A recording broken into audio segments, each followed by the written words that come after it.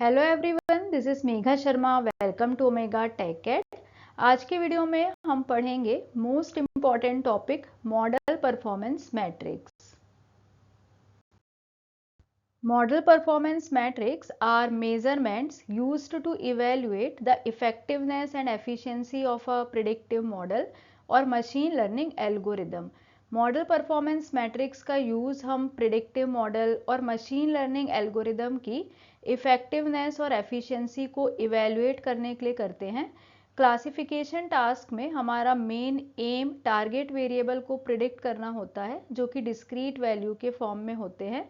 तो एक binary classification का एग्जांपल ले लेते हैं जो कि कॉमन एग्जांपल है।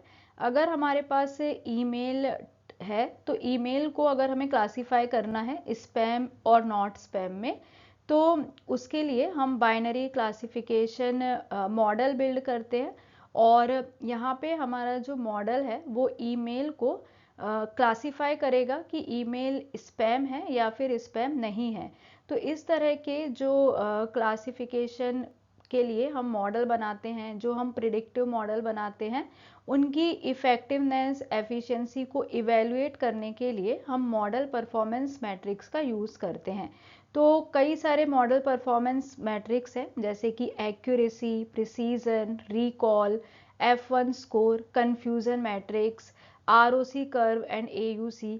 इस वीडियो में हम एक्यूरेसी, प्रिसीजन एंड रिकॉल के बारे में डिटेल में डिस्कस करेंगे और वीडियो के सेकेंड पार्ट में हम F1 score, confusion matrix, ROC curve and AUC के बारे में पढ़ेंगे। आगे बढ़ने से पहले अगर आपने मशीन लर्निंग वीडियोस अब तक नहीं देखे हैं तो please check the description box for the link to machine learning videos. अगर मॉडल ने पॉजिटिव क्लास को करेक्टली प्रिडिक्ट किया है तो हम उसको ट्रू पॉजिटिव बोलेंगे, और अगर नेगेटिव क्लास को करेक्टली प्रिडिक्ट किया है तो हम उसको ट्रू नेगेटिव बोलेंगे। अगर मॉडल का प्रिडिक्शन रॉन्ग होता है, अगर मॉडल ने पॉजिटिव क्लास को इनकरेक्टली प्रिडिक्ट किया है तो हम उसको फॉल्स पॉजिटिव बोलेंगे, और अगर मॉडल ने नेगेटिव क्लास को इनकरेक्टली प्रिडिक्ट किया है तो हम उसको फॉल्स नेगेटिव बोलेंगे। इसे हम इस टेबल से इजीली समझ सकते हैं। अगर मॉडल का प्रिडिक्शन पॉजिटिव है और एक्चुअल में भी हमें पॉजिटिव मिला है तो हम उसको ट्रू पॉजिटिव बोलते हैं और इसे हम TP लिखेंगे। अगर मॉडल का प्रिडिक्शन नेगेटिव है, मॉडल ने नेगेटिव प्रिडिक्ट किया है और एक्चुअल में भी नेगेटिव है, तब हम इसको ट्रू नेगेटिव बोलते हैं, इसे हम TN लिखते हैं। प्रॉब्लम तब होगी जब मॉडल का प्रिडिक्शन रॉन्ग होगा। सपोज मॉडल ने प्रिडिक्शन पॉजिटिव किया है बट एक्चुअल में प्रिडिक्शन नेगेटिव है, तब हम इसको फॉल्स पॉजिटिव बोलते हैं और इसे FP लिखते हैं। फॉल्स पॉजिटिव मीन्स मॉडल ने इनकरेक्ट प्रिडिक्ट किया है, incorrectly predicts a positive outcome when the actual outcome is negative. तो एक्चुअल में आउटकम नेगेटिव था लेकिन मॉडल ने प्रिडिक्ट किया है पॉजिटिव, इसीलिए हम इसको फॉल्स पॉजिटिव बोलते हैं। अगर मॉडल ने प्रिडिक्ट किया है नेगेटिव बट एक्चुअल में आउटकम पॉजिटिव था तो हम इसको फॉल्स नेगेटिव बोलते हैं। False negative means incorrectly predict a negative outcome when the actual outcome is positive. तो मेन जो इशू है वो फॉल्स पॉजिटिव और फॉल्स नेगेटिव है क्योंकि यहाँ पे मॉडल ने इनकरेक्टली प्रिडिक्ट किया है। फर्स्ट मैट्रिक है एक्यूरेसी। ये बहुत ही सिंपल मैट्रिक है जहाँ पे हम ये देखते हैं कि हमारा जो मॉडल है, हमारा जो क्लासीफायर है, वो करेक्टली प्रिडिक्ट करने में कितना एक्यूरेट है। Accuracy is the ratio of the number of correct predictions and the total number of predictions. इसका फॉर्मूला होता है TP plus TN divide by TP plus TN plus FP plus FN। TP का मतलब है true positive, TN means true negative, FP false positive and FN false negative. तो इस फॉर्मूले का यूज़ करके हम मॉडल की एक्यूरेसी कैलकुलेट कर सकते हैं। एक्यूरेसी तब यूज़फुल होता है जब हमारे पास बैलेंस्ड क्लासेस हो। बैलेंस्ड क्लासेस का मतलब ये है कि approximately equal number of instances होना चाहिए। जैसे अगर हमारे पास दो क्लासेस है तो दोनों ही क्लासेस में approximately equal number of instances होना चाहिए, तब हम एक्यूरेसी का यूज़ कर सकते हैं। अदरवाइज एक्यूरेसी हमें मिसलीड करती है, क्योंकि अगर हमारे पास क्लासेस ऐसे हैं जो कि इम्बैलेंस्ड क्लासेस हैं, तो वहाँ पे दोनों क्लासेस में नंबर ऑफ इंस्टेंसेस में बहुत ज़्यादा डिफरेंस होगा। मतलब एक क्लासेस में बहुत ज़्यादा इंस्टेंसेस होंगे, दूसरी क्लासेस में कम इंस्टेंसेस होंगे। तो उस केस में अगर हम एक्यूरेसी का यूज़ करते हैं तो ऐसा हो सकता है कि हमारा जो मॉडल है वो सिर्फ मेजॉरिटी क्लास को प्रिडिक्ट करे और उसके बाद भी उसकी जो एक्यूरेसी है वो हाई हो। तो इस केस को अवॉइड करने के लिए हम एक्यूरेसी का यूज़ तभी करते हैं जब हमारे पास बैलेंस्ड क्लासेस हो। इसे हम एक एग्जाम्पल से इजीली समझ सकते हैं। यहाँ पे हमने एक मेडिकल डायग्नोसिस सिनारियो लिया है, जहाँ पे हम एक मॉडल डेवलप कर रहे हैं। ये मॉडल प्रिडिक्ट करेगा कि पेशेंट को डिसीज़ है या नहीं। तो ये एक रेयर डिसीज़ है, तो अगर हमने 100 पेशेंट का डेटा सेट लिया है तो आउट ऑफ 100 2 पेशेंट को ये डिसीज़ है। तो इस तरह से हम देख सकते हैं कि हमारा जो डेटा सेट है वो कितना इम्बैलेंस डेटा सेट है। ये डेटा सेट हाईली इम्बैलेंस्ड है, क्योंकि एक क्लास में 98 नंबर है और दूसरे क्लास में सिर्फ 2 नंबर हैं। तो पेशेंट जिनको ये डिसीज़ नहीं है वो 98 हैं और सिर्फ 2 पेशेंट को ही ये डिसीज़ है। तो इस केस में, इस सिनारियो में अगर हम एक्यूरेसी देखें तो हम देखेंगे कि अगर हमारा मॉडल सिर्फ ये प्रिडिक्ट करता है कि पेशेंट को डिसीज़ नहीं है, तो भी वो 98% टाइम्स करेक्ट रहेगा। उसकी जो एक्यूरेसी है वो हमें 98% मिलेगी। ऐसा इसलिए है क्योंकि 98 पेशेंट को डिसीज़ नहीं है, तो 98% इसकी एक्यूरेसी हमको मिलती है। लेकिन ये एक्यूरेसी यूज़फुल नहीं है, क्योंकि इस केस में हम ऐसे पेशेंट को आइडेंटिफाई नहीं कर पा रहे हैं जिनको डिसीज़ है।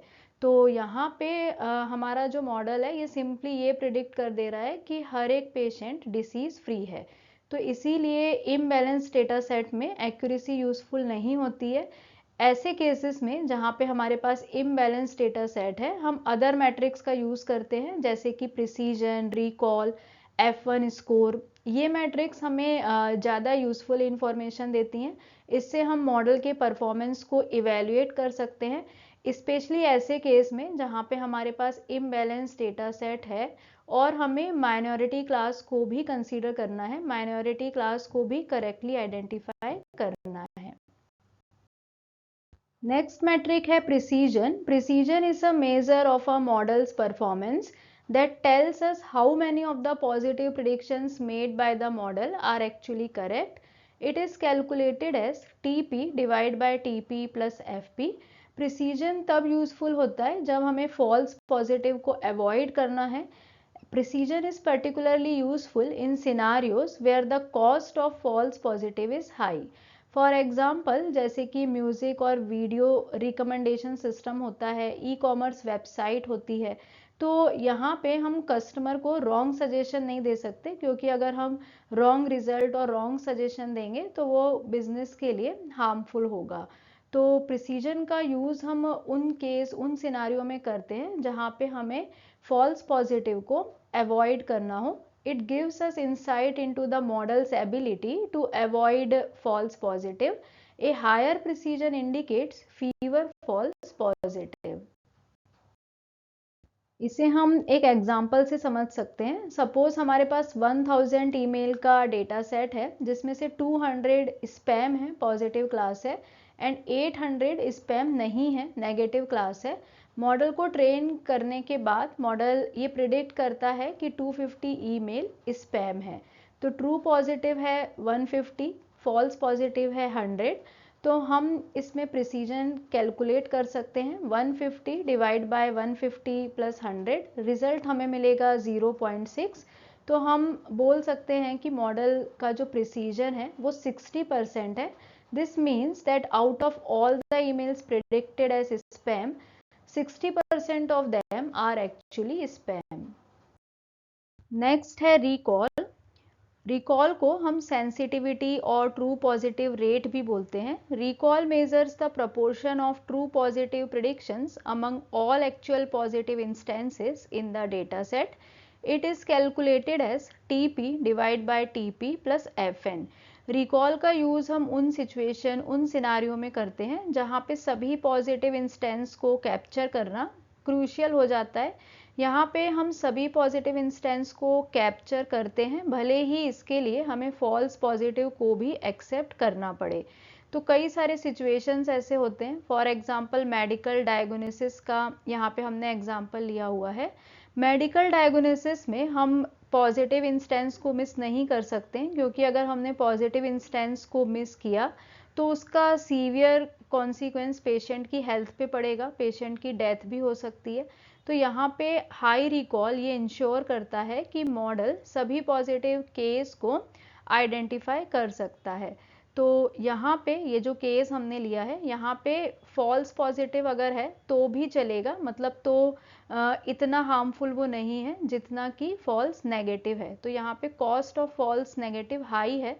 जब cost of false negative high होती है तब हम रिकॉल का यूज़ करते हैं, क्योंकि अगर हमने ऐसा प्रिडिक्शन किया है कि पेशेंट को डिसीज़ है, पेशेंट को कोई प्रॉब्लम है, लेकिन एक्चुअल में उसको कोई प्रॉब्लम नहीं है, तो फिर वो फॉल्स पॉजिटिव आएगा। मतलब हमने ऐसा प्रिडिक्शन किया है कि पेशेंट को डिसीज़ है बट उसको डिसीज़ नहीं है।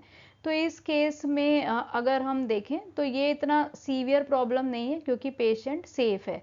तो फॉल्स पॉजिटिव यहाँ पे फिर भी एक्सेप्टेबल है। लेकिन अगर हम ऐसा प्रिडिक्शन करते हैं कि पेशेंट को डिसीज़ नहीं है लेकिन एक्चुअल में उसको डिसीज़ है, तो ये ज़्यादा प्रॉब्लमेटिक है। इसीलिए रिकॉल में हम ऐसे इश्यूज, ऐसे सिनारियोस को देखते हैं जहाँ पे हम पॉजिटिव इंस्टेंस को मिस नहीं कर सकते। मतलब कि फॉल्स पॉजिटिव अगर है तो वो एक्सेप्टेबल है, लेकिन फॉल्स नेगेटिव एक्सेप्टेबल नहीं है। It gives us insight into the model's ability to avoid false negative, which are cases where patients with the disease are incorrectly diagnosed as not having it.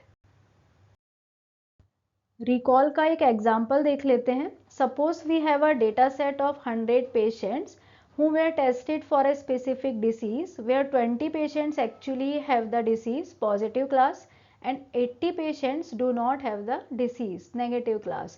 तो हमारे पास 100 patient का data set है, 20 patient को disease है, 80 patients को disease नहीं है। तो हम अपने मॉडल को ट्रेन करते हैं और आफ्टर ट्रेनिंग हमको टीपी मिलता है 15, एफपी मिलता है 5, एफएन मिलता है 5 और टीएन मिलता है 75। तो फॉर्मूले में वैल्यूज पुट कर देंगे और रिकॉल हमको मिलेगा 15 डिवाइड 20 मीन्स 0.75। तो 75% रिकॉल इसमें हमें मिला है। Precision versus recall. Precision can be seen as a measure of quality. Precision को हम क्वालिटी से मेज़र करते हैं, मतलब यहाँ पे हम करेक्टनेस पे फोकस करते हैं। Recall can be seen as a measure of quantity. Recall को हम क्वांटिटी से मेज़र करते हैं, मतलब यहाँ पे हम कंप्लीटनेस पे फोकस करते हैं। Higher precision means that an algorithm returns more relevant results than irrelevant ones. Higher recall means that an algorithm returns most of the relevant results, whether irrelevant ones are also returned. Precision measures the accuracy of positive predictions. Recall measures the completeness of positive predictions. Precision is important when the cost of false positive is high, example spam detection, and recall is important when the cost of false negative is high, example disease diagnosis. Thank you so much for watching till here. अगर आपको video useful और informative लगी है और आपने video यहाँ तक देखी है तो प्लीज़ वीडियो को लाइक करें और ज़्यादा से ज़्यादा शेयर करें। Please check the description box for the link to machine learning videos.